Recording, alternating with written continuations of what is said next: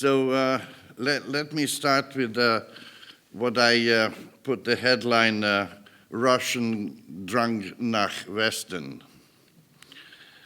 As opposed to some nations who make epics out of myths, Serbs tend to make myths out of epics and politics out of myths. So for decades, one of such myths has largely defined Serbian politics toward Russia, despite the historical evidence that Russia has mostly used Serbia rather than helped it. It is a statistical fact that in the entire West Balkans, the enthusiasm toward the EU is sliding, both because of the situation within the Union itself and because of a 5-year moratorium, which was with the aim to halt enlargement announced in 2014 by the European Commission. In this way, an attractive opportunity has opened to Moscow to try to strengthen and reinforce its strategic interests in the region. Today, no doubt that Russia is a country driven by the awareness of its size and power.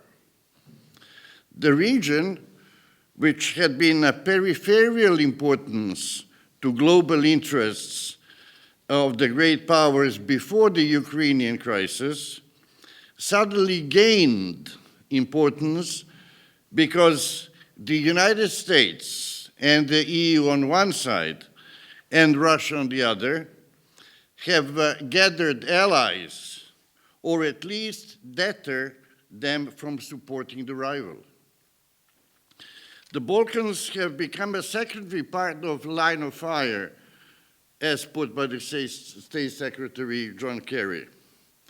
This is the front line where, unlike Europe, Russia and the United States have little to lose, but much to gain. The Russian pressure has a clear message to the West.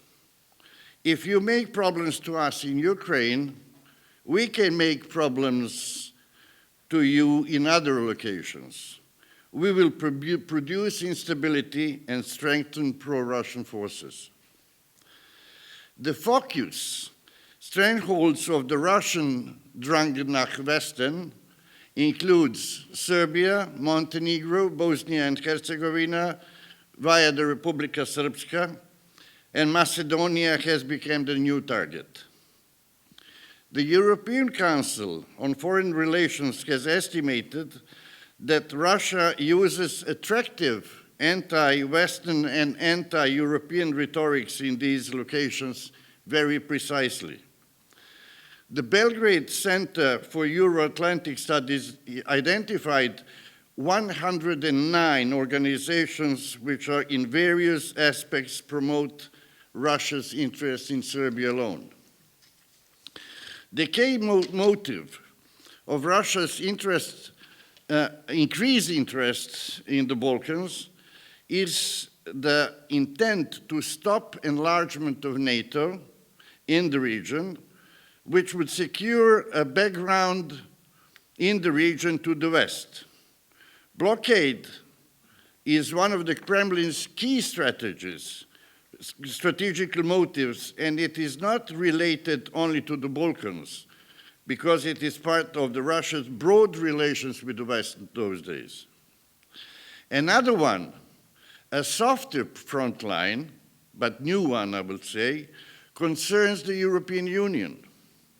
Moscow uses the crisis in EU as a motive for the campaign that the Union is only a myth from its 90s, an unattractive project which loses prosperity.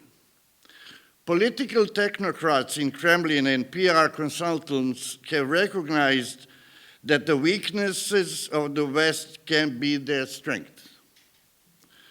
Although All the West Balkans countries have set up a EU membership as a priority, some of them and the NATO membership as well. Since 2013, when Southeast Europe was mapped as a strategic Russian interest, Moscow had been trying hard to slow down, dispute, or aggravate all those processes of EU integrations. The reform deficit and economic problems in the EU have blown a fair wind into this determined campaign, which sends a message to the countries in the region to slow down the processes of EU integration. The official Kremlin has repeated that it is not opposed to the idea of the countries in the region outside the EU should keep on the European integration process. But what really lies behind this verbal support? The dilemma was raised last year in Belgrade when Mikhail Lobanov, senior research fellow at the Center for East European Studies at the Institute of Economics and at the Russian Academy of Science, he overtly said that Moscow, by supporting Serbia's accession to EU, expects that Serbia should be Russian Trojan horse in European Union. In October 2015, the influential head of the Committee of International Affairs of the Russian State Duma, Alexei Pushkov, presented in Belgrade his book, in Serbian, in which he elaborates that an alternative for Serbia is in the East, in the Euro-Asian Federation. Russian soft power revolution in Serbia is operated in several tiers. One, mobilizing pro-Russian opinion formers with public profile, influence, and access to media. They are affiliated with think tanks, Belgrade University, and media outlets. Two, there are several operating web portals which are principal proponents of the Russia sympathetic issue in the Serbian cyberspace. Three, Sputnik news agency operates in Serbia. It has become the principal source of information in the country. Under its umbrella works radio station and web portal, and there is the plan of launching a TV channel.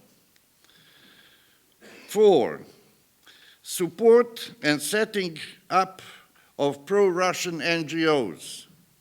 The most active and prominent are couple of them. I don't want to mention them by name now.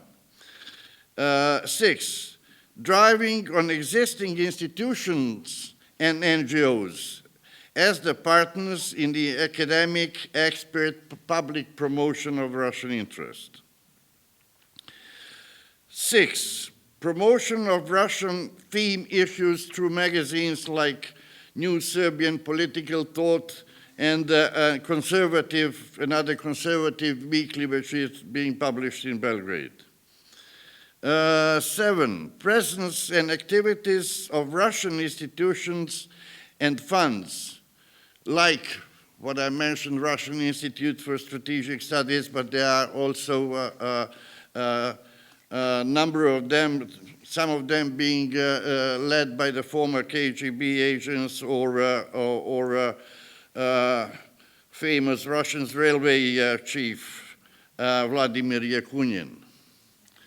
And last eight, besides the incursion into the civil sector, there is also a visible increase in Russian interaction with political parties and organizations in Serbia. Beside the ruling Serbian Progressive Party and its coalition partner Serbia People's Party, led by the principal Russian lobbyist in Serbia. There is an active Russian enlargement, and with some other parties which got in the new Serbian parliament after the last elections. So even in the Serbian Progressive Party, the ruling party, there is a very important person who is Moscow's favorite, the Serbian president, Tomislav Nikolic.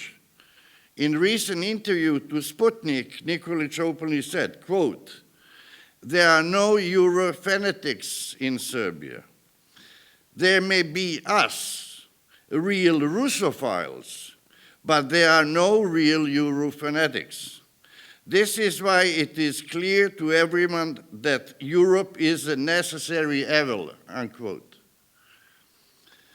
A very powerful, if not the most powerful spokesperson of the Russian interest is the Serbian Orthodox Church, which is an almost vassal relations to Moscow Patriarchate.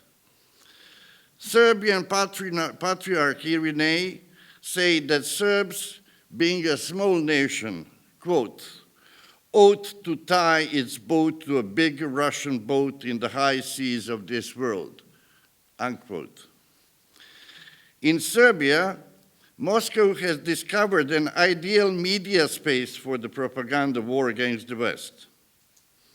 It is trying to strengthen the ties between Russia and Serbia using the Western inventions, NGO sector, and civil society.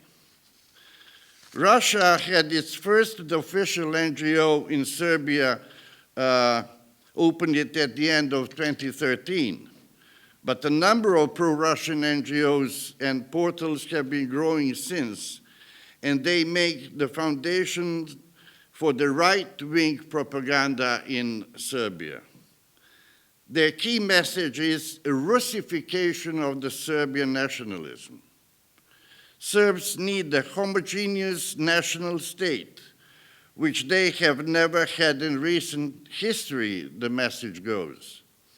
Serbia will have no future before it regains Kosovo and assimilates the Republic of Srpska in Bosnia and Herzegovina.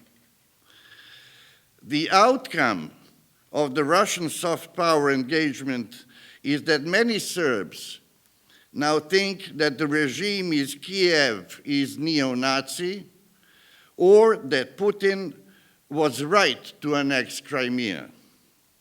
More specifically, another outcome is that public support to the EU integrations has fallen below 50% for the first time since the democratic changes in 2000. Recent public opinion polls have shown that as much as 65% of Serbian citizens think that Russia should be the most important partner.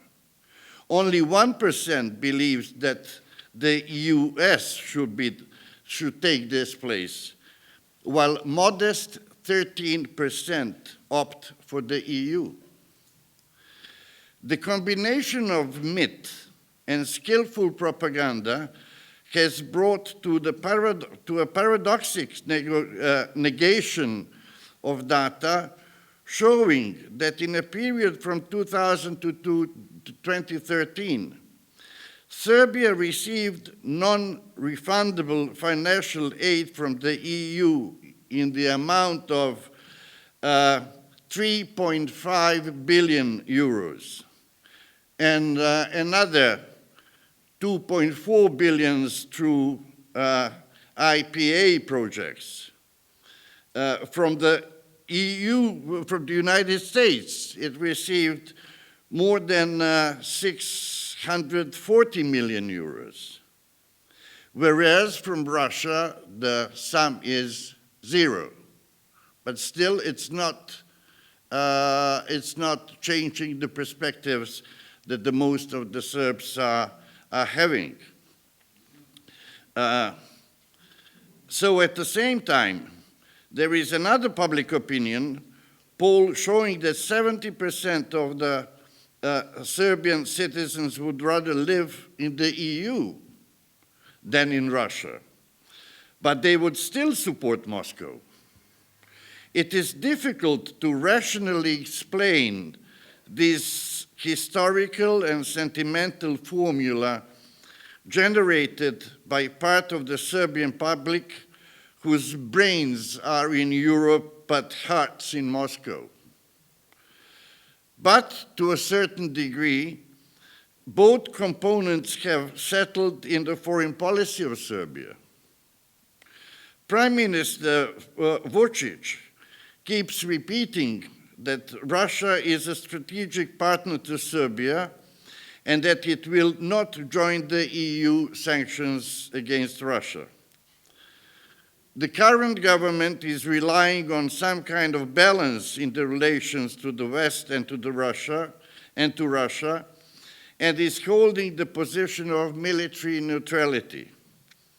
How long it can last? Russia cannot resist the old Soviet habit to make a yes man out of an ally sooner or later. It is clear that Moscow will not easily give up the Borscht Belt in Balkans. There are pressures from the West too, but the difference is significant. Serbia has voluntarily tied its future to the West, not to the East. But I wouldn't abolish the EU. The EU shouldn't behave selfishly, closing eyes before rising authoritarianism or endangered media freedoms in the whole region and in Serbia particularly. Brussels should stop to contribute to a slide in sympathies to the EU by some of its requests, and should stop to hesitate to integrate Western Balkans countries as soon as possible. Otherwise, a dangerous gap is created, which opens up a space for Russian influence. If Serbia irrevocably distances itself from the NATO, even from the EU, Russia will dominate the Balkans. In a few decades, we could wake up in a new world where Serbia will be part of the Eastern Orthodox world instead of Western democratic world. The allies from the West ought to affirm their commitment to the Balkan region by some concrete actions before Moscow do it. Thank you.